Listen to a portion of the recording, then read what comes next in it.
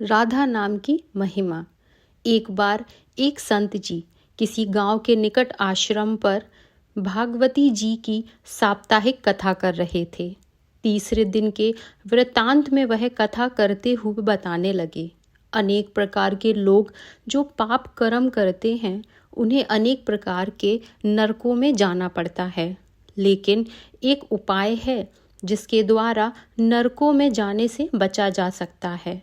कोई एक बार सच्चे हृदय से राधा नाम पुकार ले तो वह नरक में नहीं जाता है। एक सेठ जी जो रोज आकर सत्संग सुना करते थे, सत्संग समाप्ति के पश्चात वह संत जी के चरणों में आकर बड़े जोर से रोने लगे। संत जी ने कहा, अरे सेठ, क्यों रो रहे हो? तुम्हारा मन उदास क्यों है? सेठ जी रोते हुए कहने लगे, भगवान, आपकी कृपा से मुझे सब कुछ प्राप्त है, पर मेरे मन को एक बड़ी चिंता सताती है। संत जी कहने लगे, कहिए, कौन सी चिंता है? सेठ जी कहने लगे, आज आपने भागवत कथा में नरकों का वर्णन किया और वर्णन करते हुए बताया कि जीवों को अनेक पापों से नरकों की प्राप्ति होती है, लेकिन एक उपाय है जिसके द्वारा नरक में जाने से बचा जा सकता है।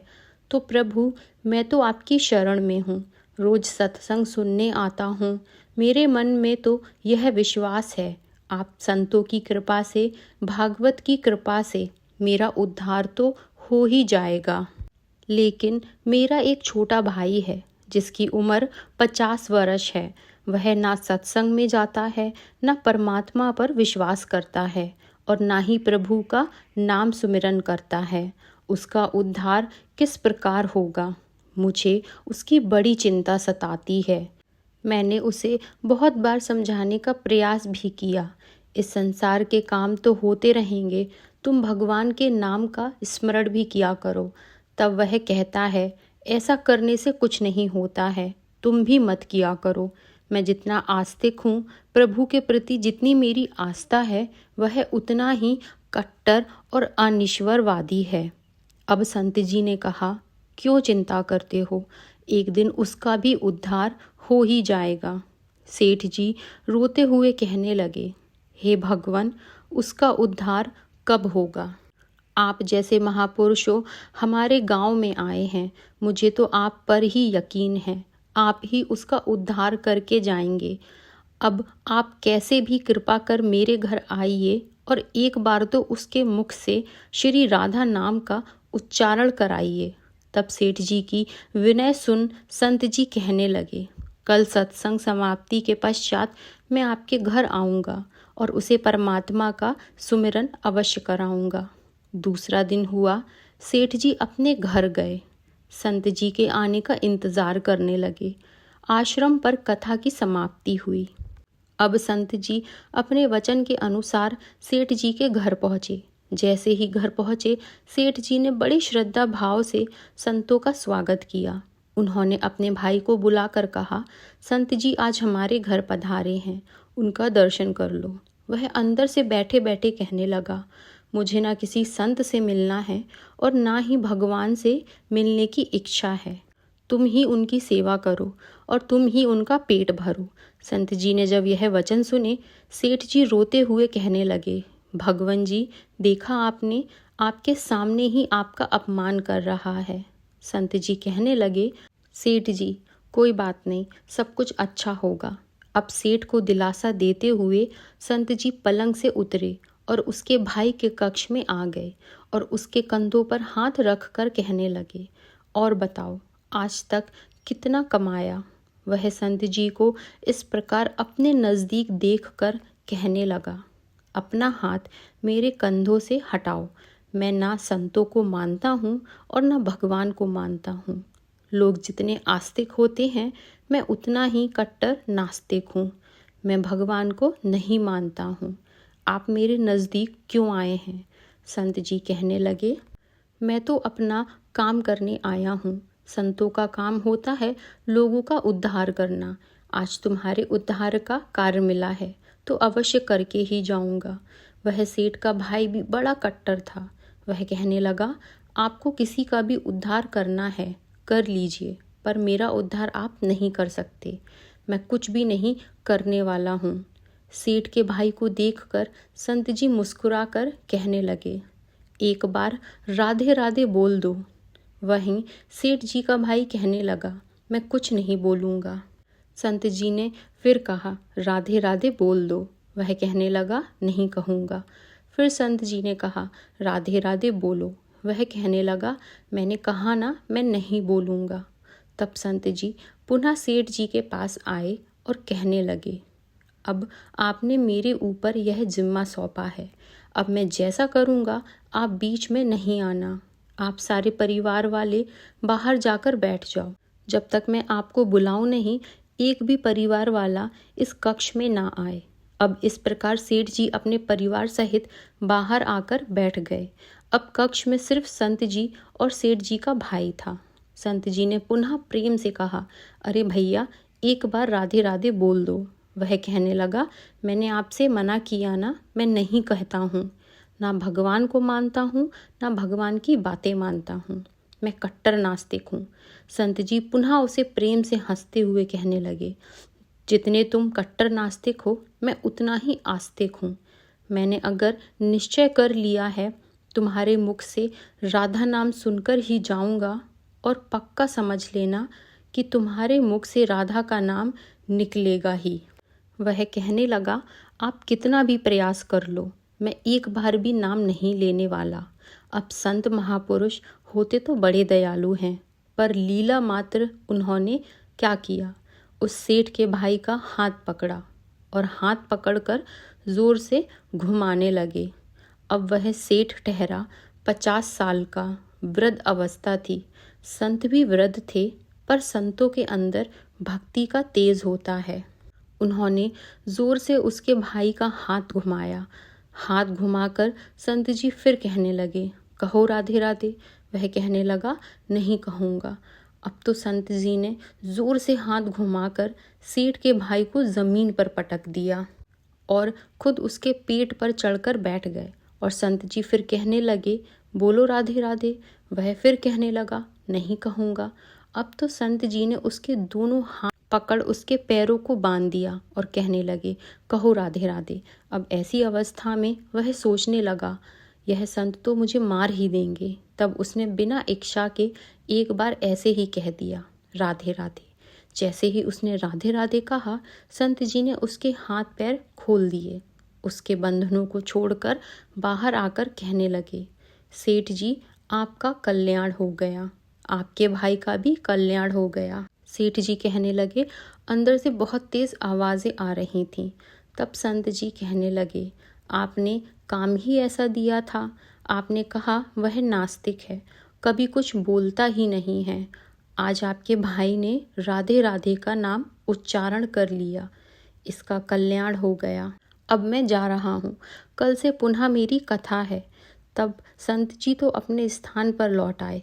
सेठ का भाई जमीन से उठकर अपने भाई से कहने लगा, यह कैसे संत हैं, मुझसे झगड़ा करने आ गए, मेरे ऊपर चढ़कर बैठ गए और कहने लगे, अगर राधे राधे का नाम उच्चारण नहीं करोगे तो मैं तुम्हारे ऊपर ऐसे बैठा रहूँगा। अब उसकी बातें सुन सेठ जी तो हंसने लगे।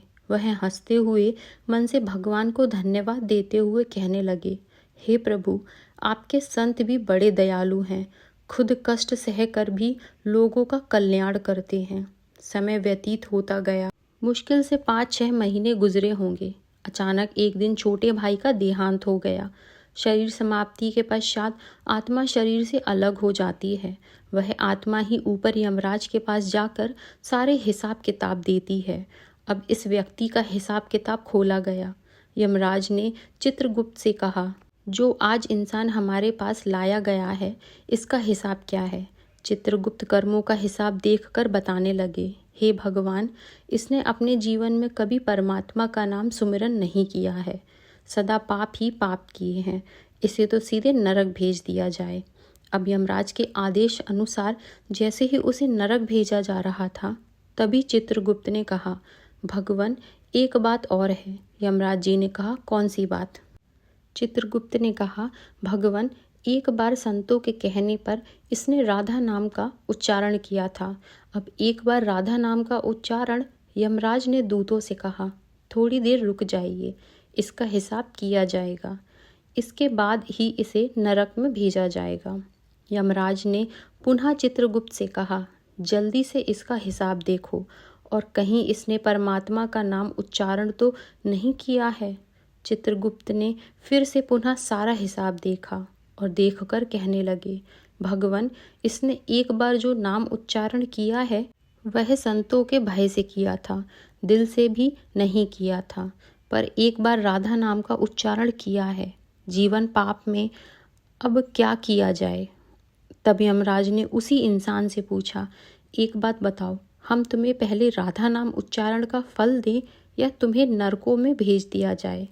तब वह भक्त हाथ जोड़कर कहने लगा, भगवान, नरक में तो जाना ही है, इससे अच्छा है आप मुझे एक बार राधा नाम उच्चारण का फल दें, फिर मुझे जहाँ चाहो भेज देना। अभी यमराज जी अपनी पुस्तक खोलकर देखने लगे कि एक बार राधा नाम उच्चारण का फल क्या होता है। उन्होंने सारी पुस्तकें खोल दी पर उन्हें कहीं फल दिखाई नहीं दिया। तब वह विचार करने लगे, एक बार राधा नाम उच्चारण का फल तो मुझे पता ही नहीं है। तब वह अपनी शंका के निवारण करने के लिए उस भक्त को अपने साथ लेकर स्वर्गलोक में आ गए। स्वर्ग में आकर यमराज ने इंद्रदेव से कहा, हे इंद्रदेव, मुझे बताइए एक बार राधा नाम उच्चारण करने का क्या फल है।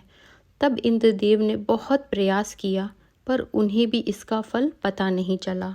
तब वह सब देवता मिलकर ब्रह्मदेव के पास आए। ब्रह्मदेव ने जब उन सबको देखा तब ब्रह्मदेव उनसे पूछने लगे, यह आपके साथ इंसान कौन है।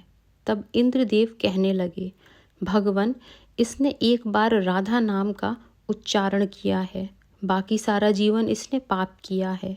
हमें तो पता नहीं राधा नाम उच्चारण का फल क्या है, इसीलिए हम आपके पास आए हैं।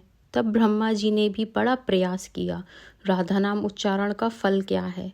अब उन्हें भी पता नहीं चला। तब वह ब्रह्मदेव कहने लगे, हम सब मिलकर इसे अपने साथ लेकर भगवान शंकर जी के पास चलते हैं। तब वह भगवान शंकर जी के पास पहुँचे। भगवान शंकर जी से प्रार्थना कर कहने लगे, हे महादेव, इस इंसान ने सारा जीवन पाप किया है, बस एक बार संतों के कहने पर राधा नाम का उच्चारण किया है। अब आप बताइए एक बार राधा नाम उच्चारण का क्या फल मिलता है। तब महादेव जी ने बड़ा प्रयास किया पर वह भी राधा नाम की महिमा को बता नहीं सके। तब शंकर जी कहने लगे, अब हमें भगवान श्री कृष्ण के पास चलना पड़ेगा क्योंकि वही राधा तत्व को जानते हैं। ऐसा सोचकर सब देवी देवता भगवान शंकर के साथ मिलकर उस इंसान की आत्मा को लेकर भगवान श्री कृष्ण के गौलोक धाम में पहुँचे। गौलोक धाम में भगवान श्री कृष्ण राधा जी के साथ अपने आसन पर विराजमान थे। भगवान श्री कृष्ण ने सब देवी देवताओं का सम्मान किया और उनसे पूछा, आज अचानक से आने का क्या कारण है। तब भगवान शंकर हाथ जोड़कर कहने लगे, हे भगवान, यह इंसान, इसे धरती से लाया गया है। इसने अपने जीवन में अनेक पाप किए हैं पर एक बार राधा नाम का उच्चारण किया था। यमराज जी पता ना कर सके कि एक बार राधा नाम उच्चारण का फल क्या है। तब वह इसकी जानकारी लेने के लिए इनके साथ इंद्र जी के पास स्वर्ग में आए थे। फिर स्वर्ग से होते हुए ब्रह्मलोक आए, फिर ब्रह्मलोक से होते हुए मेरे पास पहुँचे। अब मैं इन सबको अपने साथ ले आपके पास लाया हूँ। अब आप बताइए एक बार राधा नाम उच्चारण का क्या फल हो सकता है। जब इस प्रकार बातें चल रही थीं तब श्री कृष्ण के पास बैठी राधा रानी बड़े ज़ोर से हंसने लगी। तब श्री कृष्ण ने कहा, हे राधिका, क्यों हंसती हो। तब राधिका कहने लगी, हे भगवान, यह अभी तक राधा नाम का महत्व समझ नहीं सके हैं। तब भगवान शंकर जी कहने लगे, हे महारानी, राधिका के नाम का क्या असर है, आप हमें बताइए। तब राधिका जी कहने लगी, हे महादेव, आप खुद सोचिए, इस व्यक्ति ने एक बार राधा का नाम जपा, वह एक बार राधिका के नाम जपने से स्वर्ग लोक की सैर करके आया, ब्रह्मदेव का ब्रह्मलोक में दर्शन करके आया। आपके महादेव लोक में आपका इसने दर्शन किया है। आज एक बार उच्चारण के प्रभाव से यह आप सबको साथ लेकर हमारे गौलोक धाम में आया है, मेरे दर्शन और श्री कृष्ण का पूजन कर रहा है। इससे अधिक राधा नाम का और फल क्या हो सकता है। जब राधिका जी ने इस प्रकार एक बार राधा नाम का पूरा महत्व बताया तो यमराज कहने लगे, यह तो बड़ा अनंत फल है। जो व्यक्ति नरक में जाने वाला था वह एक बार उच्चारण से सब लोगों की यात्रा कर भगवान श्री कृष्ण और राधा रानी के चरणों में उपस्थित हो गया है। इससे अधिक फल और क्या हो सकता है। तभी फिर से यमराज कहने लगे, भगवान क्या अब इसे नरक में जाने की आवश्यकता नहीं है। तब श्री कृष्ण जी कहने लगे, हे धर्मराज, जिसने एक बार राधा रानी के चरणों का दर्शन कर लिया हो वह तो कभी नरक में जा ही नहीं सकता है। तब वह भक्त जो वहाँ पर राधा रानी के दर्शन कर रहा था वह कहने लगा, हे महारानी, मैंने तो संतों के भय में आकर आपका राधा नाम उच्चारण किया था, पर जो सच्चे हृदय से आपके नाम का उच्चारण करते हैं उन्हें तो जीवन में कोई भय होगा ही नहीं। वह तो नरक की यात्रा में कभी निकलेंगे ही नहीं, वह तो सीधा आपके चरणों में ही समा जाएंगे। तो इतना महत्व है एक बार राधा नाम के उच्चारण का। तो सच्चे हृदय से जो एक बार इस प्रकार कह दे, राधे राधे श्याम मिला दे, तो राधा नाम का उच्चारण करते ही परमात्मा का साक्षात दर्शन हो जाता है। राधे राधे।